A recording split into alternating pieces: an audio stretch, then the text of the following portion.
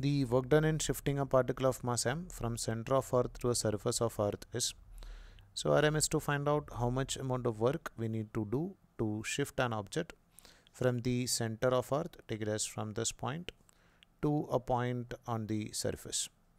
So for the calculation of work done, always we can say that this work done is equal to change in energy, so that we can take it as total energy at point, let's say 2 on the surface, minus total energy initial, take it as which is on the center.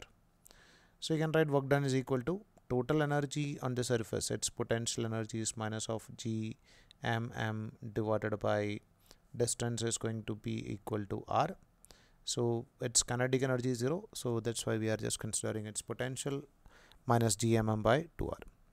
And initially at point 1 also its kinetic energy is 0, so we can just go for its potential energy.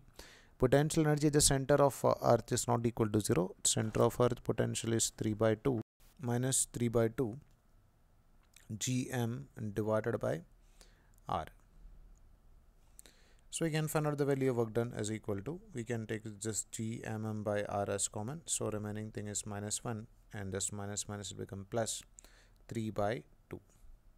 So we can write that is equal to gmm divided by r into 1 by 2. Now if you want to write in terms of acceleration due to gravity, we'll multiply it with r and divided by r. So here we'll have a gm by r square term.